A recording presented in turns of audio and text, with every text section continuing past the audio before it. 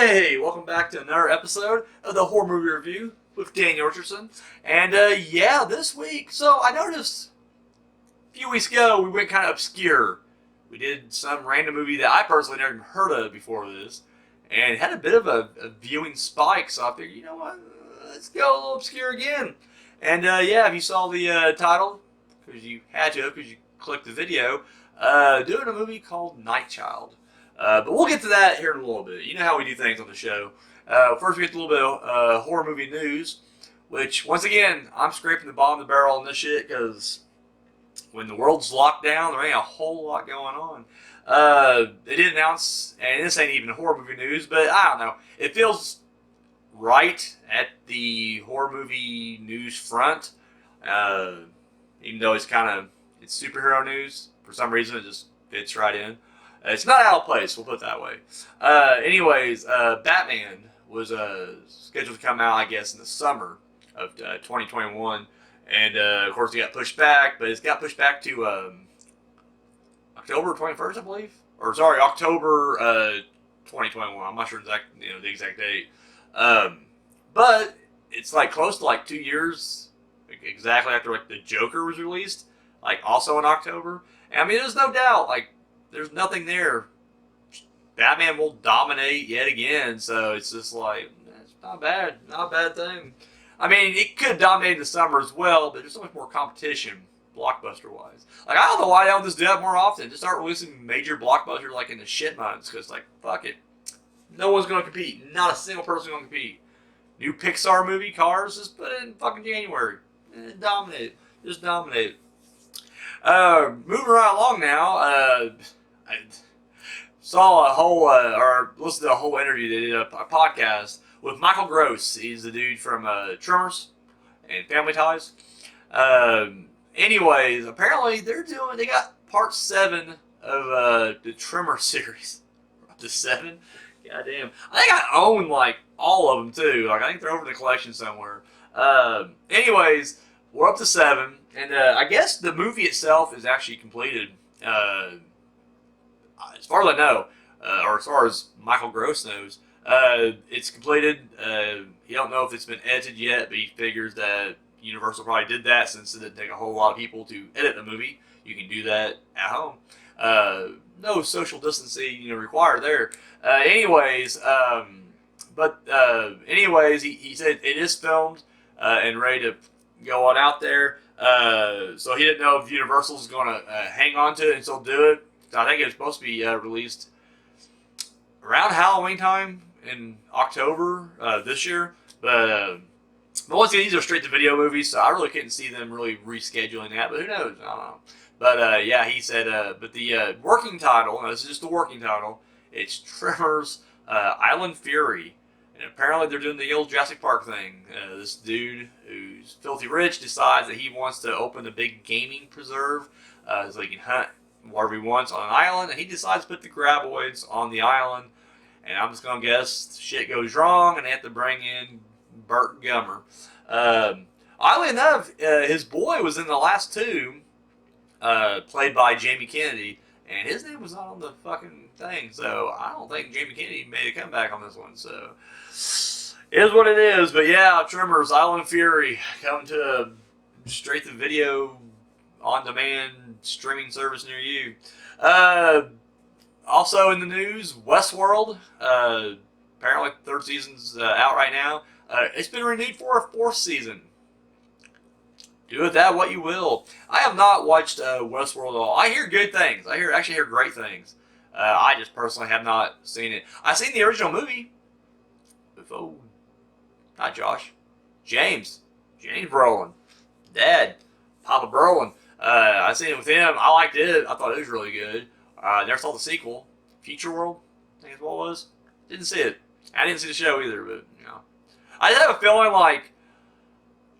because it deals with people who are robotic, looking people or whatever, you just know that there's going to be a handful of them that either A, they're secretly robots, and that's going to be a big twist at the end of the episode, oh my god, Jim was a robot the whole time, or you're going to even get so advanced AI that there's going to be humans who don't realize they're robot. I just feel like these are the two biggest twists that's got to happen throughout the show. And I've never seen the show. I've never spoiled it like that. I couldn't imagine that that's not in there. In fact, I'd be disappointed if it wasn't in there now. So, anyways, moving right along. Sorry, Great in the Bottom Barrel. We mentioned this. IFC Midnight. They were releasing this movie called The Wretched, which is those like basic creature feature witchcraft type thing. I don't know. I'll be honest with you, the movie did not look that great, if I'm being 100% honest. I'm not trying to shit on it, it didn't look great. But apparently, they're going to start opening up, it's going to do a drive-in run. So I mentioned that, at the beginning of this big pandemic, back when we used to do, hey, here's some upcoming horror films, and now we're just not doing that now because there ain't shit coming out. That apparently, right before the theaters closed, or maybe right when the theaters did close, they were experimenting with running drive-ins. And there were certain movies, I know when Trolls World Tour, that animated crap fest, was coming out, it was going to do like a drive-in circuit. And then they eventually just went against it, decided to say, fuck it, put it straight on demand or whatever. And that's what we ended up with. But apparently, I guess IFC Midnight decided that, there's still like 395 theaters nationwide. And they're like, fuck it, we're going to do the drive-in circuit, which hasn't, actually, you don't really hear the phrase drive-in circuit anymore, because that's been phased out, like back in the 80s or whatever. So, yeah, they're trying to revive the, and it's just great because, I've been watching, the last drive-in with Joe Bob Briggs. Of course, this saying is, the drive-ins will never die. And I remember either during the marathon or during last season, he just said that's funny because, like, he's been in the game now for, 30, 40 years, whatever. Been in for a while. And he said that every year he will read, or every decade, there's a new article that's talking about, like, this is the end of the drive-in, but that's been going on forever. And whereas I will admit, yes, the drive-in is probably on its last leg right now, this may be the shot in the arm it needs. Now, this is not a long-term rejuvenation, obviously. But at the same time, it's like, it may help it sustain a little bit. Because think about it, like right now, we can't do theaters. So drive-ins are pretty good, but then think about that, like once the drive-ins, once the theaters are back up, and then everybody's going to be like, okay, no more drive-ins, we're going to theaters. It's like your smaller groups, like an IFC Midnight, or, something else out there, A24, which they usually, I know they're pretty high up there, actually. They're no longer too independent. But, your smaller fish, it's like, this may be something they may look into, like, oh yeah, I forgot, there was a drive-in circuit. We can do the drive-in circuit. The only problem with that is most drive-ins are just going to play their mainstream shit. Like we got 2 drive-ins near us. It's funny, we don't have one in our town. There's a town south of us. And then up north, like past the town, there's one. And it's just like summer blockbusters. That's all you really see. It's ridiculous. I'm not going to lie. I would love to open and run my own drive-in. But you have to be rich. This wouldn't be something I would do now. Like, it'd have to be like win the lottery, win $400 million. You have that kind of money where you can just do stupid shit and blow money. And people are like, oh, you're blowing your money. I'm like, yeah, but I got like $100 million in the bank, so I'm okay. I got $300 million to play with. $100 million in the bank, $300 million to play with, and I would just want to be doing. I'd be opening up random businesses that I think are awesome that probably wouldn't make much money, but I'm like, fuck it, we're doing it. And driving would be one of them. I think it'd be awesome. Just nothing but like horror, exploitation, the cool shit. The Tarantino-approved shit. Like, that's what it'd be. It'd be probably, I'd bring him in as a partner. It'd be like, hey, Alamo Draft House, go ahead and sponsor our shit, and that's what you should. And that's all I do, right there. Boom, that's your drive-in right there. So, I don't know. It'll be interesting to see what the drive-in scene's going to look like within the next few years. See if maybe it does pick up a little bit of steam on the side. Who knows? But right now, The Wretched coming to a drive-in near you. And finally, for fans of last year's Scary Stories to Tell in the Dark, guess what? Deuce coming your way. Excuse me. Just a corona, don't worry. Yeah, part 2's coming. It looks like the entire crew's coming back. Same director. Guillermo del Toro's back writing it. Yeah. Everybody's back, so no word yet what the sequel's going to be about. They're going to pick up the story where we left off last time with the 2 girls trying to find their friends who were killed or taken by the story or whatever, and they still believe it's still out there and they can get it. Or if it's going to be a whole new group of kids and a new batch of stories. No idea, but yeah, there it is. They're probably coming out next year or something like that. Once again, if the world ever, straightens back out. So that's it for the horror news. Let's get now into the villain showdown. We have no new match for you because, we usually take a week in between matches to get the votes up. And we just dropped the last semifinal match last week. So we ain't got the votes back for it. We'll take the results for the first semifinal match. And it came down to the wire. But going into the finals, Michael Myers defeated Annie Wilkes. Annie Wilkes had a great run. She had a great run. But in the end, Myers was too much for her. But you're not in the face, I'm assuming. That's it. But Michael Myers moves on to the finals. So next week, he's going to face either Candyman or Annabelle. No idea, but it's going to be the final. Who would have thought at the beginning of this villain showdown that would come down to Myers and either Candyman or Annabelle? I didn't see it, but you know what? That's what's great about this. You know what? Upsets. It's brilliant. So let's get to our main event. I'll be honest, I just watched it. Before I even hit record, I just wrapped that up. Like, normally I'll watch it the night before, and then I did. No, like now I'm just like, I'll watch it and just do the video. Now, this fucking movie was weird. So Night Child came out in 1972. I don't know where this movie was shot at or what. Like, I looked at the production, it seems like it's international, but it doesn't seem like it belongs to any one country. The closest I thought was going to be the UK, but it also seems like it's French, Italian, German, or West Germany, I guess, and or there's something else. I don't know. Maybe American producers in this too. So, it's a big international gumbo of film. I'm horrible at placing accents. Like, I'm that ignorant American who will tell you that Australians and British sound pretty much the fucking same. Like, I know there's different parts of Britain that sound different, but I'm just like, it's the same to me. Like, it really is. Irish, British, Scottish, Australian, and Americans doing bad impersonations all sound the same to me. Like, it's all the same. However, I think this is like French. It's not even fucking in the ballpark. But I don't know. They're either Italian or French doing American. Because it was in English. The movie was in English, and it was dubbed. I don't think it was like dubbed over. Like, I think it was just like that weird, like they dubbed it to make it match up. Like, I don't think it was like a foreign language film that was dubbed up. So it's English language, but I don't know. And from where they're at, if I had to guess, I would say Italy. Like, just based on watching movies in the past, knowing like what certain areas look like, I guess. I'm going to guess Italy, but I have no idea. So, anybody who's seen this obscure movie called Night Child, also known as What the Peeper Saw. Not making that up. In fact, the link I watched, like, the link was like, and the video was titled Night Child. And then whenever I watched the movie, the credits literally said What the Peeper Saw.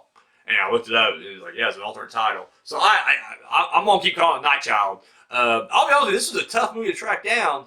I was using some kind of weird, like, bootleg Ukrainian site. I had Ukrainian subtitles pop up on the screen. I couldn't find anywhere else. That's neither here nor there. We're going to get to the movie. So the movie's about a woman marries this guy who already has a kid. However, she's afraid that the kid may have been responsible for the previous mother's death. The kid's actual mother. And the husband's previous wife.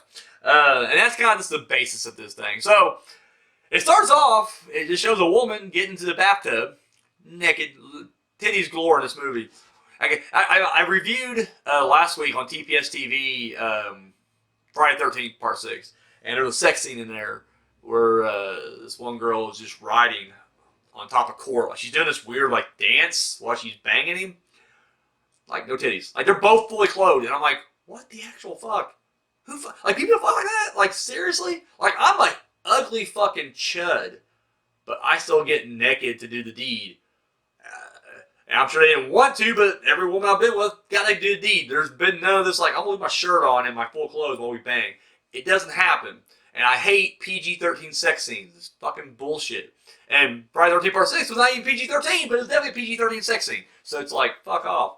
But here, that's what I love about the European movies. This is like, yeah, they're all very comfortable with their sexuality. So it's just like, yeah, fuck it. Titties out. So woman gets in the bathtub, and then when she soaks in it, she got her tea in her hand. It's a very British thing, I guess. And then when she reaches up with her foot to turn off the water, she gets electrocuted and just dies. And you're like, what the fuck happened? And then we just cut, and the movie picks up normal, and we come back to that later on. So woman comes home, she's home, and then this kid shows up. Wasn't expecting the kid to be there. The kid's supposed to be at school, and he claims that chickenpox broke out, and he got sent home from school because of chickenpox. So they're talking, but right off the bat, the kid just seems weird, and she notices it, but this is the first time really talking to the kid because he's been away at school. He's been abroad or whatever, and so literally, as she's trying to get along with this kid, and the kid's just very odd and quirky. Right off the bat, the first scene is the kid's in the bathtub, and the father calls. The father is away in Paris or some shit, and they didn't really explain what his job is, or maybe they said it and I didn't hear it, but I don't know. But the dude's always gone. Like, his job takes him around. It's almost like he's he's a book. That's why he writes books. Sorry, he's an author. That's what it was. He writes books, but instead of writing books at home, he's out. He must be doing like book tours or some shit, press junkets. But anyways, he calls, and she's like, okay, I'll go get him. And the kid's in the bathtub, and he's like, come on in. And so there's a kid in the bathtub, and what's the he's 72, the kid's 12, and the woman's 22. Like they established the ages, and Paul's 44. That's the father. Although he don't call his dad or father, he calls him Paul. And he calls his dead mother Sarah. So it's like, I guess they're on a first name basis. I don't know. Culture thing, maybe. Who knows? Anyways, so she's like, okay, here's the phone. Gives him the phone. He's on the phone. And he's like, oh, yeah. Oh, yeah, she's lovely and nice and all stuff. But then he's like, oh, he wants to talk to you. And gives the phone back to her. So she turns her back. So then the kid's like rubbing up on her. Like, it's very creepy. And then when she kind of just looks at him, he stops and he gets back to she's on the phone. Then he reaches up under her and grabs 2 big handfuls of titties. And you're just like, what the fuck? What the actual fuck? Goddamn, 1972, right? And anyways, and so she doesn't like react. I mean, she does, but she doesn't like on the phone. She keeps the phone going normal as she's getting felt up by this kid. And then she hangs up the phone, gives him a dirty look, and then walks out. And they never speak of this again. In fact, later on, when the kid gets weirder, she never brings this incident up. I don't know why at all. But it's just like, wow, that would have been the first thing. Like, yeah, the kid tried to fill me up when he's in the bathtub. Like, she probably should have been in the bathtub or bathroom with him anyway. Like, now he's a child. He's 12. He's at that age. Kids deserve their privacy in the bathroom. That call will come later or whatever. Or get your ass out the shower, put a towel on, and answer the phone. I'm not bringing the phone to you. Whatever. So, that happens. Now, when the kid got a ride home, I didn't get this part, but apparently he said he took some money to get to take the cab or whatever, like 1,000 units of money. I don't know what they said, 1,000 something. Wasn't francs, so I guess it wasn't. What's the currency in Italy? I think it may have been that. But anyways, it's like I pay 1,000. So the dad comes home, and him and the kid's there, and here's where it gets a little weird. And I mean, first I thought, like, well, maybe I'm just looking too much into this, but even she reacts weirdly, and I'm like, well, okay, so maybe it isn't just me. Like, he kisses his boy right on the lips. Full on the lips. Now, I mean, whatever. I know certain parents out there be like, oh, yeah, no, kiss me on the lips all the time. Do you know? Like, I don't know, it seems weird. Especially man to man. Like, it just seems even odder. Kiss on the cheek. A kiss on the cheek seems like it would suffice pretty well. I have lots of cousins and stuff like that, and whenever the kiss comes into play, it's always on the cheek. It's it. And then they get to a certain age, you don't need to kiss anymore. You just need to hug, and that's it. 12-year-old boy kissing his dad right on the lips. I don't know. Seems weird to me. Seems weird to the main girl in this movie. So maybe I'm the only one. But whatever. Kisses him on the lips. So it's like, all right, this is what it is. They go out to eat. So then the kid, or so the dad's just like, hey, did you borrow any money? I asked the wife, and the wife's like, well, borrow? Like, no. He's like, oh. And she's like, well, why? What's missing? He's like, oh, it's nothing. And then he goes, but the son, I guess, said that he spent only 300 currency. I couldn't imagine it being like equal to dollars, because that seems like a lot for like a cab ride, even for $300. But anyway, he spent 300, and she's like, well, wait a minute, you said 1,000. The kid's like, no, I didn't. I said 300. And so apparently the money went missing, a ton of it. Well, so right off the bat, the kid is like suggesting that she stole it, and then she quickly just like, well, he took it. And so now it's this whole thing. That's what starts this, kind of this rift between the two.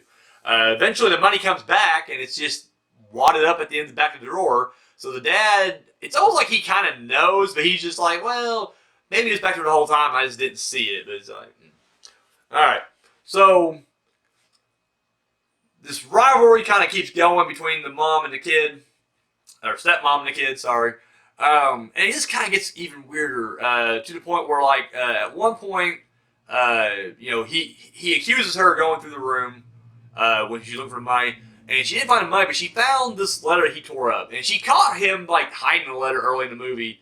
And, of course, he claims it was, like, some kind of, like, junk mail that, it's for some kind of book of the month club or whatever. But that didn't set right for her. And then when she found this tore up letter, it's part of it, but from the school. And so she goes to that school, and it turns out, no, there was no chickenpox outbreak at all. The kid was kicked out of school. Apparently, the dad knew some of the stuff. And he just said, like, the kid's mother just died. This is how he's acting out or whatever. But apparently it keeps getting further. So the kid was already caught, like, drawing all these, like, erotic pictures in, like, his sketchbook. And then there's been reports of people going around town peeping in windows. And I guess the description matched the kid, but they never quite caught him kind of thing. So, like, he was never caught red-handed until apparently he was getting the crap kicked out of him by another kid. And apparently the other kid said, like, yeah, I was with my girlfriend. They said kid. I mean, I don't know how old the guy was, if he was also 12 or if he was older. But apparently he catches little Marcus, peeping on him. And so he beats the crap out of him. And, like, the school janitor had to pull him off or whatever. So all this stuff is just like, it is what it is. Dad's already been warned about it. He just, like, blew it off. Like, boys will be boys. Grab my pussy, right? Ridiculous. Anyways, but he blows it off like, what do you want from me? Like, he's going through a tough time. So, nothing was said. But then, it goes even crazier. I guess they catch the kid torturing, like, a cat and then killing it. Like, in the act of torturing and killing this cat. And the principal's just like, yeah, fuck you, you're out. Like, And, like, even the principal's just like, I didn't know what to do. Like, I didn't know what to do. And I'm like, I just assumed, like, another country, they just beat the shit out of the kid. Like, I don't know why. It sounds horrible and insensitive and culturally insensitive. But I'm just like, you're in a foreign land. Like here in America, you can't do that. You even yell at the kid. You're in trouble as a teacher or whatever. But, like, over there, it's like, fucking just lay the kid out. Like, punch the kid in the fucking face. Fucking, settle him out. And you may think I'm an asshole, but it's like, fuck it, this kid's a psychopath, and the movie will continue this route. And I'm not gonna lie, at the end of the day, you're gonna be like, wow, they should just punch that kid in the fucking face. Like, we'll straighten him out. Or if not, we got the satisfaction of punching the kid in the face. Anyways, so let's kick him out of school. But, like, instead of, like, calling him up, telling him, they're like, we sent a note home, a letter home, and he got the letter. So, like, no one knew he was kicked out. So she goes home, tells the dad and everything. But the dad's, like, constantly sticking up for him. He's like, oh, his mother just died, blah, blah, blah.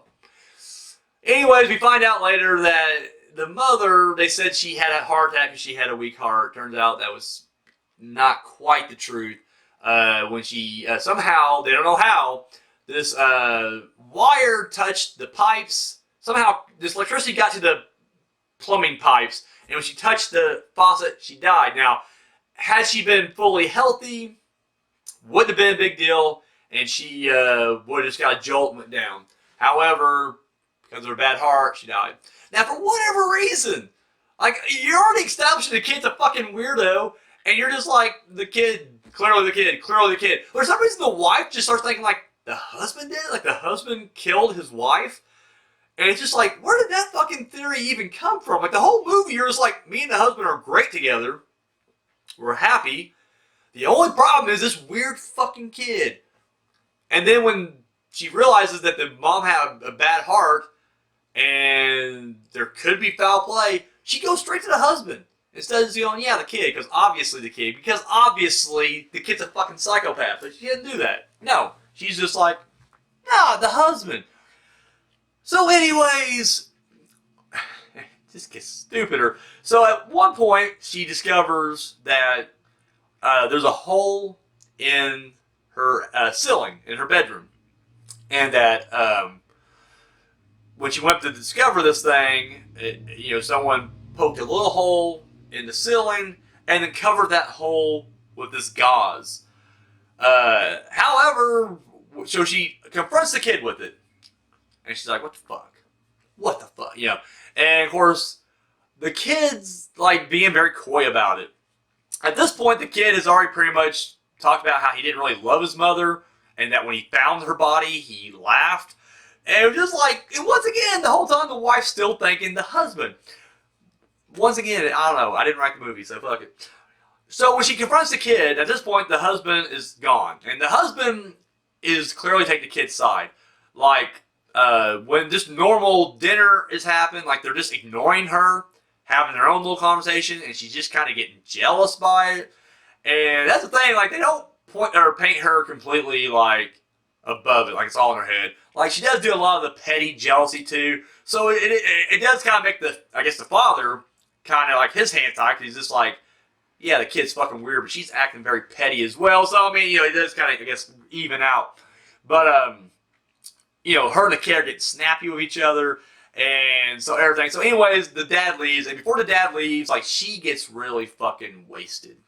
And she gets in a fight with the kid, like an argument, and then she tries to, like, pretty much fuck the dad, I guess, like, on the lawn, and he's just like, whoa, no, you're drunk. And then she gets sad and upset that he's just like, listen, you're drunk, you need to lay down, and she starts acting all pouty. Like, it's a real weird character twist. Like, midway through, like, the whole time she seems very sensible, and then, like, gets to, like, the second act, and she's just like, I don't know, a fucking mess. A Lifetime Movie of the Week mess. So, anyway, she jumps up the hoe, goes after the kid, and so the kid's just like, I don't know what you're saying. I don't know what you're talking about. And she's just like, tell me the truth about your mother. Was it just an accident? And he's like, well, so you get information for free? Do something for me. And right off the bat, you know where it's leading. But she's just like, well, what, you want money? He's like, no, I want to see you in your natural state. Pretty much tell her to strip off. And she agrees. And I'm like, whoa. Like, that cannot be standard. It turns out it's not, but it's just like, it cannot be standard European practice right there. Like, there's no way she thought this was okay. But she agreed. So she started to disrobe. Now, I'm watching the scene because I'm like, how far are they going to go with this? Like, are they going to show it? And they do. But they shoot the kid, like you see just the back of his head. Like they do, they cut to his face and his reaction during the conversation. But the whole time you see Teddy on the screen, you just see the back of his head. So I'm just going to guess they had a midget, little person, on the bed with a ridiculous wig on, because his hair did look kind of weird in between takes. And that's what I'm going to assume. I'm going to hope. But we get to the end and it gets even weirder, where it's like there was no fucking double, but whatever. So anyways, she starts to disrobe, so she, shirt comes off first, she has a bra on, and then, she takes her shirt off first, and she's just like, alright, tell me, was it an accident? So then he's like, no, it's not an accident. And she's like, was it murder? And he doesn't say shit. So she drops the shirt, takes the pants off, and the pants are coming down a little bit, she stops, and she's like, was it murder? He's like, yes. So she takes it off, and then she pops the top.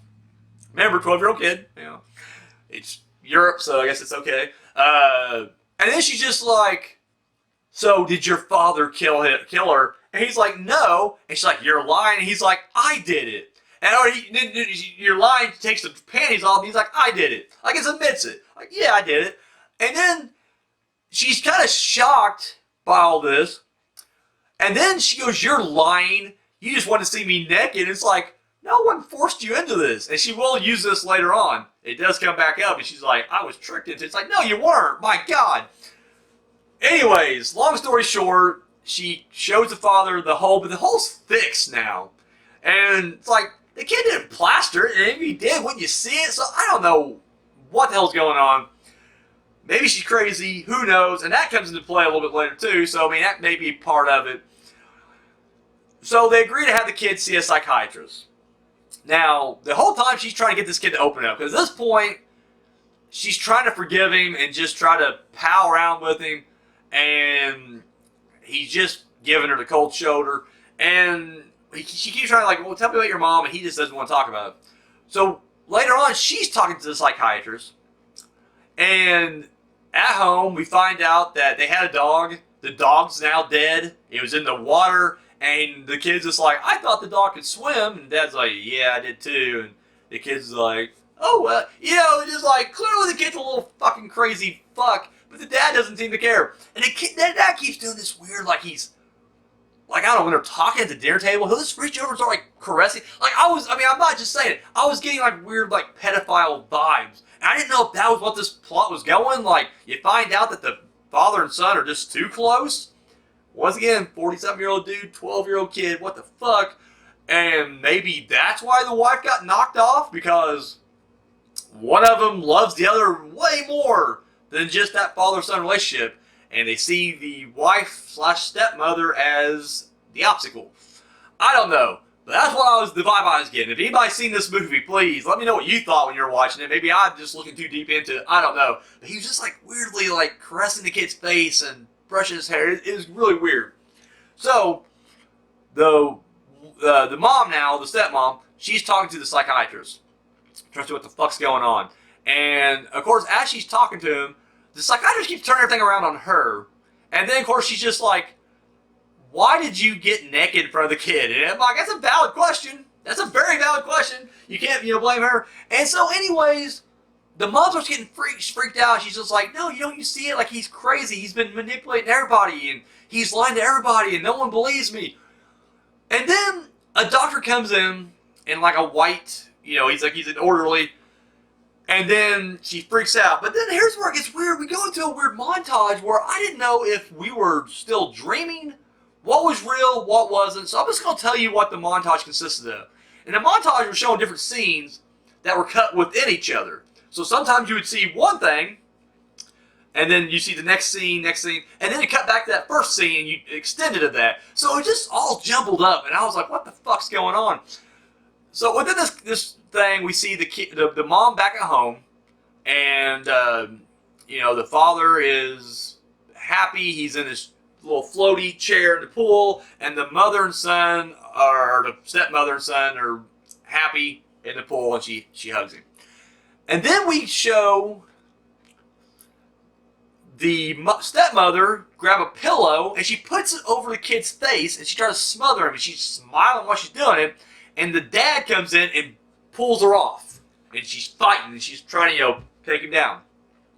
We cut to one scene of she kind of dunks his head underwater in the pool, but like briefly. And they're both happy, but she does it.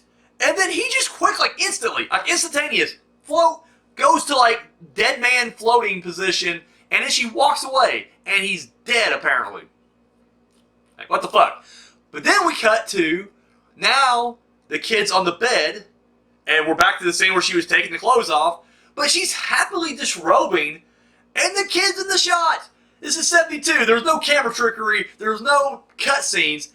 Kid's in the shot, and she lays in bed with the kid. And I'm just like, oh my god, like, should I be watching this movie? This is why it's on a Ukrainian thing? Like, what the fuck's going on here? And then when the camera pans over, because now she's in bed, she's making out the kid. At this point, the kid's out of shot, and they already cut the other stuff come back. So I don't know if the kid's still there at this point or not, but either way, camera pans over, and the dad's watching him, and he's approving. He's smiling with his, like, pipe, just like... And I'm like, what the fuck's going on? So then we cut now. She's at a mental institution, and she's fighting the doctors, and they're putting her down, and they're hitting her with the syringe, and she goes out. She's trying to fight or whatever. And then we cut to her in an insane asylum, and she's in a wheelchair, and she looks catatonic, and the nurse is wheeling her around.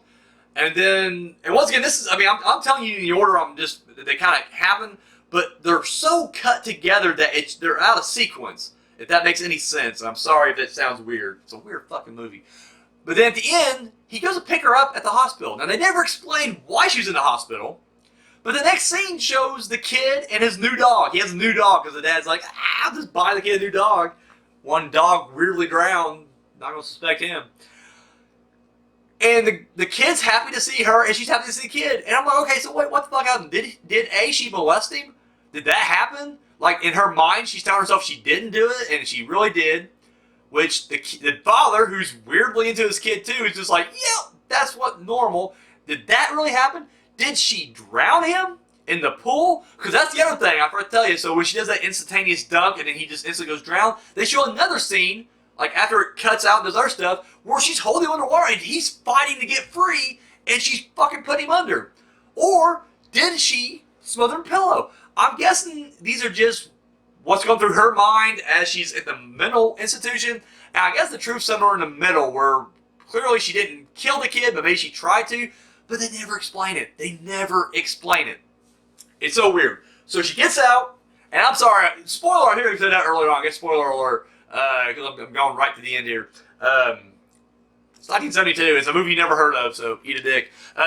So anyways, in the movie, she's talking to the kid, and they're just palling around, and then he's like, well, I had to do this to you because I had to make sure you respected me.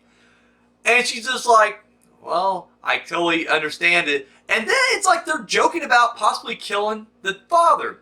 Apparently the kid killed his mother to kind of get his father's approval, I guess.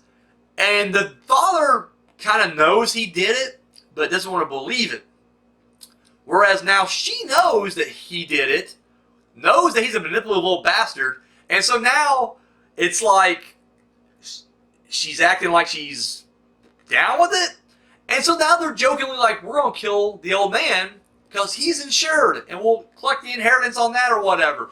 And I'm just like, what the fuck is happening here? We never explained why she was institutionalized in the first place. We never explained like how she's out now, how much time has passed. Like nothing is explained. So at this point, the father's happy, the mother and son are together, the father's gone, the mother and son are having their moment, and then she reaches down and they share a very passionate kiss. 12-year-old, 22-year-old, there you go. And I'm just like, oh god, I'm lost. So after the kiss, they're walking, and they're still joking about killing the dad, and then she grabs the ball, and she sees the car coming, and she launches it. Now the dog, I'm sorry, earlier when the kid has his new dog, he's throwing the ball, playing catch with it. And so they're kind of taking a walk and doing that with it. And she takes it, and she launches it in the road. The kid's like, what are you doing? He takes off running after the dog. He gets hit by the car. And, I mean, gory. The kid's face is just covered in blood. There's just blood all over the fucking street. Like, it's awesome. And then she just coldly looks down at the kid and then walks away. Freeze frame, credits. Movie's over. And I'm like, what the actual fuck was that? What was that? I want to know. I have to know. I need to know. What did I just watch? I don't know. I have no idea. So anybody out there who has watched Night Child or what the Peeper Saw, let me know. What are your thoughts on this on? My overall thoughts. I gave you a rundown. It wasn't really a review. I just gave you a weird rundown. If I had to review this movie, it was just too weird. It wasn't horror. And that's the thing. That's what threw me off because, you know, IMDb will kind of throw all these genres to kind of cover themselves. It was like, you know, horror, mystery, thriller, drama, horror, mystery, thriller. But on Wikipedia, it was just like, no, it's a horror film. It's a horror film. And I was like, all right, so it's a horror film. And no, it was a melodramatic psychodrama with titties. And, yeah, a psychotic kid. Who, don't be wrong, I mean, I guess the themes are definitely horror themes, but this movie's not a horror film at all. The only thing that gets kind of weird was there is one scene where the kid, he's at the pool by himself. When he's looking in the pool, he sees, like, his dead mother rising up, and then the mother comes to, she wakes up, no jump scare, I mean, it's all, like, beautiful melody playing, and it's all shot in real time, so, I mean, there's no, like, jump scare or anything like that. No, she looks up at him, she looks fucking dead. He's looking freaked out. Like, the only time he shows emotion this entire movie, because the whole time he's just either calmly happy when he's around his dad, or he's just solemn and serious. That's it. That's the only two emotions he had. But here, tears in his eyes. He's about to freak out. And then when his dad shows up behind him, like when you watch in the frame, you can still see the mom there. But when we cut to like his point of view, it's just a beach ball. Like that's what he's looking at, the beach ball. I guess the beach ball was his mother. And of course the dad's kind of concerned, like, what the hell? What's wrong with you? You know. And that was it. That's the only thing. You know. So I don't know. I mean, it's a psychological drama, I guess, but like I don't know from whose psyche we're watching this from. Like, are we watching this from the kid's perspective, from the mom, the stepmom? Like, I don't know. And it's just weird. I mean, once again, it's very linear until it gets to that when she gets put in the hospital, and then like I don't know if like the cut I watched just has scenes missing from it. It throws you for a fucking loop. You know, the acting is what it is. I don't really blame the acting as much as I blame the writing. And once again, it could just be a cultural thing. Maybe this makes sense over there. Like, it's, you know, certain things that maybe the nuance subtleties are just kind of either going over my head, or I'm just looking too deep into certain aspects of this film that, you know, wasn't creepy back in '72. But I don't buy that completely. It was different. It was different. That's, you know, it is what it is. Let me know what you guys think. You know, if you've seen this movie or if you check it out, let me know what you think. Night Child. I kind of feel like I want to bounce around. Like I said, I'm trying to, you know, I hit the show early on. When I first started in the show, it was just the mainstream headliners, you know, your Exorcist, your Shining, your Halloween, you know, the obvious big ones. But now, yeah, I feel like, you know, we're branching out. I'm hitting some newer movies, but I'm also wanting to hit some other obscure stuff. I feel like, you know, hitting these kind of weird, under the radar, not on the radar type movies. You know, I want to start, you know, hitting some of these. So, you know, we'll do a healthy mix. You know, I don't know what we're going to do next week, but I think we'll, you know, we'll probably do something from the 2000s like that. Something that's, you know, was in the theater. So we'll bounce around. But, yeah, let me know what you guys think about the movie. If you've seen it, if you know what your thoughts are. Once again, I don't know. It was fucking weird, but that's all I got. Guys, thank you for tuning in. And I'll catch you next week. Oh, shit. Didn't always run, sorry. Hi. Thank you for watching that video.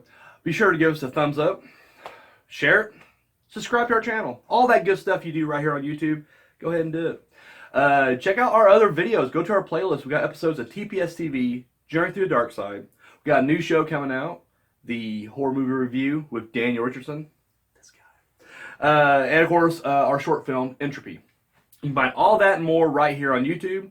And then check out, yeah, look at that. All of our social media right there. And we don't just, you know, copy and paste like the same post and put it on all. No, that's ridiculous. 3 different platforms, 3 different posts. I mean, the behind the scenes stuff you see on Twitter will not be the same stuff you see on Instagram. So there you go, right there. So be sure to get on, give us a follow and a like on all that right there. Keep up to date. Have you seen Unspeakable Acts yet? No? Come on. Pick you up the DVD right now. Links over there. Oh, yeah. It's only $7. $3 shipping and handling. And of course, if you've already seen it and you haven't seen the Public Domain Dungeon yet, boom, $5 DVD right there. So 5 S&P as well. Or sorry, 3 S&P as well. So there you go. Do that. And if you got the spare change, you want to hit us up, you know, donate a little bit over here to TPS Productions. Our Patreon is right there. Oh, yeah. So that's all we... Oh, my God. Sorry. I'm getting fired, ain't I? God, that's all we got. Thank you for watching.